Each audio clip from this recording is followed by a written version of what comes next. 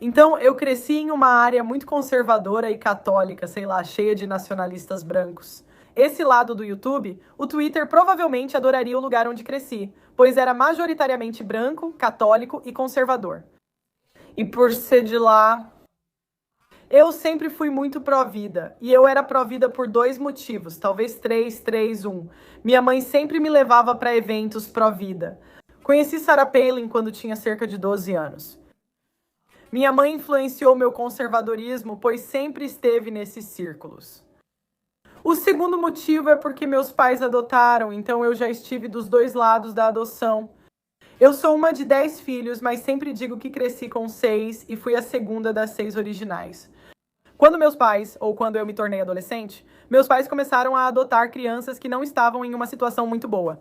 A maioria delas eram adolescentes, eles não estavam planejando adotar. Mas uma tinha um dos pais que era sem teto, outra tinha um dos pais alcoólatra. E no geral, eram crianças boas. Só, sabe, amaldiçoadas com pais ruins, sabe? Meus pais eram pessoas muito generosas, então eles o acolheram mesmo assim. Avançando no tempo, eu fiz 22 anos. Eu descobri que, na verdade, tem um irmão que eu não conhecia. Então, meus pais engravidaram quando eram muito jovens e deram essa criança para adoção. Ele cresceu com outra família, eu o conheci já adulto. Então, todas essas experiências me tornaram pró-vida, porque eu estive dos dois lados da adoção, e isso realmente me surpreendeu. Um dia, porque eu costumava debater sobre aborto nas ruas, eu pegava uma placa e dizia: aborto é uma fuga. Não é tão difícil evitar uma gravidez, realmente não é. Mas, além disso, meu pai, isso realmente me surpreendeu. Ele me disse para parar de perder meu tempo. E eu pensei: pai, você é mais pró-vida do que eu, não é? Você. Você faria isso, você salvou esses adolescentes e entregou uma criança para adoção, como você pode dizer isso, não é? Aborto é assassinato. E era mais ou menos assim que eu via, certo? E eu ainda vejo dessa forma. Eu acho que você está matando muito. Acho que você está matando uma criança. E eu acho, pai, que isso é como um genocídio diante dos nossos olhos. Como você pode dizer isso? E meu pai disse que os conservadores precisam desistir da questão do aborto porque isso não vai mudar. E ele me disse que eu estava apenas perdendo meu tempo. E no começo, você sabe, eu reclamei e protestei, como as mulheres fazem. Não, eu não estou perdendo meu tempo. Mas então, sabe, eu participei desses debates sobre aborto várias e várias vezes. E eu mostrei abortos para as mulheres. E mesmo depois de verem membros sendo arrancados dos bebês, elas ainda diziam: não, a mulher ainda deve ter o direito de escolher. Notei que todas as mulheres que hoje são pró-vida, curiosamente, só adotam essa postura após terem feito 3 abortos. Sabe, eu sou conservadora a minha vida inteira. Desde os 12 anos, sempre votei nos republicanos. Muitas mulheres começam votando nos liberais, mas eu não. Então, pra mim, eu fico tipo: onde vocês estavam, suas idiotas? Eu já estava em manifestações quando tinha 14 anos. Qual é a desculpa de vocês? Sabe? Então, parecia que muitas mulheres estavam tentando lucrar com isso, sabe? E essa é meio que a minha experiência com o movimento pró-vida. Eles sempre tratam as mulheres com muito cuidado. E sabe, acho que muitos de vocês me viram debatendo com Lila Rose. O que acontece com muitas mulheres bem conservadoras é que, sempre que há pecado masculino, como pornografia, elas crucificam isso. Ah, é a degradação da sociedade. Mas quando uma ex-atriz pornô, que provavelmente fez uns 3 abortos, entra para o movimento pró-vida, elas dizem: ah, claro, por aqui, sabe? É simplesmente inacreditável de qualquer forma. Um atrás do outro. Então, em um certo momento, eu tinha um programa de debates e fazia debates com mulheres, tipo, 6 dias por semana. Teve uma época em que cada dia era um tema diferente. Às vezes era sobre namoro moderno ou aborto, era só alternar. Tipo, nesse ponto, eu já debati, ou talvez mais conversado mesmo, já tive conversas sobre praticamente todo o assunto que existe. E o que eu percebi é que homens inteligentes não querem perder tempo. E meu pai é um cara muito inteligente. E homens inteligentes vão olhar pra isso e pensar: uau, sabe, é tipo WWE, sabe, legal. É divertido, tipo, assistir a um debate, talvez de vez em quando.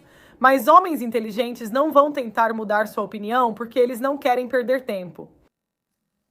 E a maneira como meu pai pensaria sobre isso é o tanto de trabalho que daria para mudar as leis do aborto, com as mulheres gritando e esperneando. Eles simplesmente deixam para lá. Eu vou ganhar dinheiro, vou construir, sabe? Meu pai construiu um mega galpão no quintal dele. Eu tenho coisas melhores para fazer. E eu percebi isso. Homens inteligentes, em geral, não gostam de debates. Debates são mesmo para homens de status mais baixo que não tem nada para fazer, né? E isso não é um insulto, tá? A maioria não tem status alto, né? Quando se é jovem, não há nada a perder nem o que fazer. Você não tem esposa. Muitos jovens hoje não têm esposa nem filhos, então tem tempo para debater. Quando os homens formam uma família e têm opções melhores, acabam escolhendo outra coisa.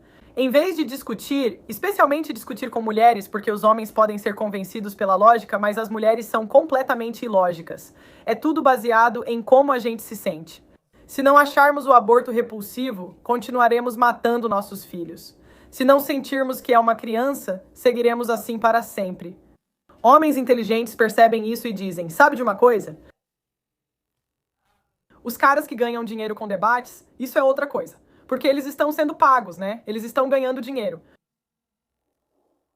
Ou mulheres. A gente simplesmente adora perder tempo, então vamos continuar fazendo isso até o fim dos tempos. Mas na minha experiência, os homens mais inteligentes simplesmente olham para o quadro, olham para o tabuleiro de xadrez e veem como podem se mover. Os melhores no sistema atual que temos, mas eles não vão perder tempo debatendo com você. E eu acho que esse é o desafio que você enfrenta. Na sociedade, há muitas pessoas, especialmente na mídia, que sobem de posição na sociedade. Então, como os Destinys do mundo, as Anna Kasparians do mundo, as Common, até as Brett Coopers do mundo, Candace Owens do mundo, até os Matt Walsh, Michael Knowles. E, geralmente, eles são pessoas de baixo status, seriam de baixo status em qualquer outro lugar. Tipo, eles não têm uma área de especialização ou competência, ou um trabalho relevante. Eles são basicamente apenas atores.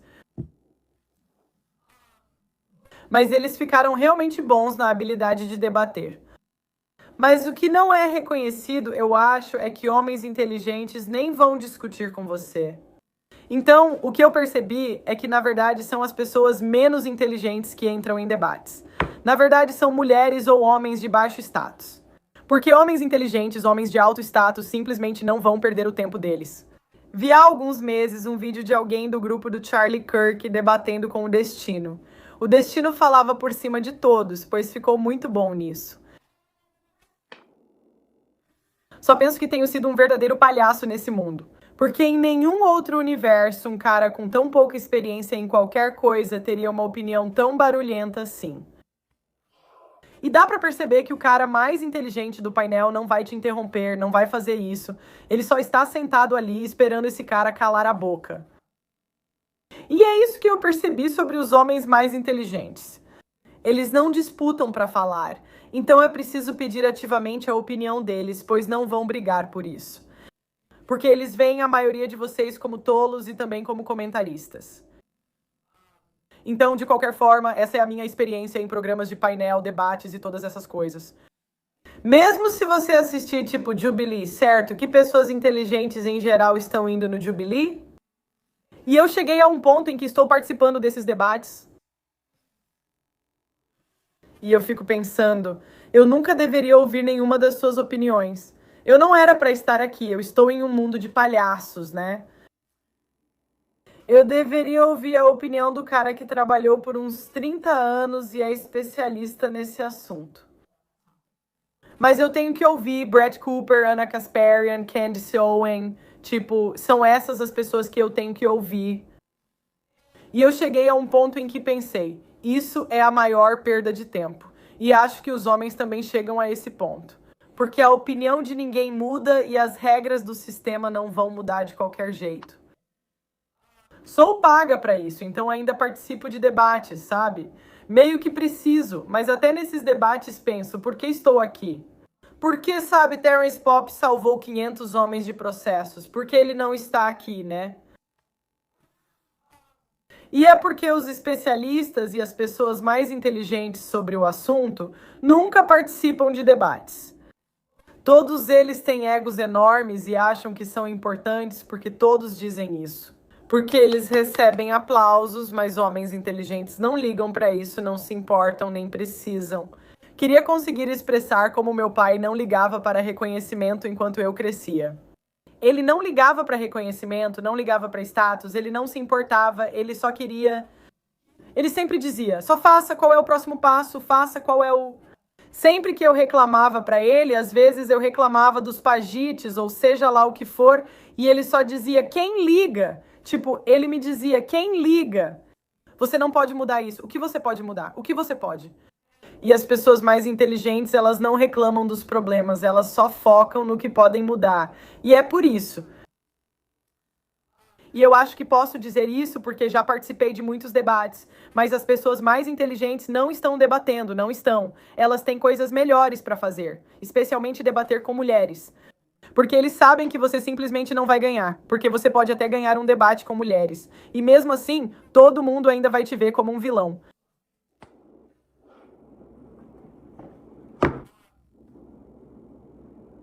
Então eu cheguei ao fim do túnel e meu pai estava certo. Assim como ele está sobre praticamente tudo. Aborto é uma perda de tempo. Isso não vai mudar na nossa vida. Qualquer um que te venda isso está basicamente vendendo esperança. E as mulheres vencem. Você pode matar seus filhos, vocês já abortaram 1/8 da população mundial e isso não importa. Eu poderia mostrar um vídeo mostrando como é nojento e horrível e elas fariam de novo no dia seguinte. Não se importam nem sentem remorso.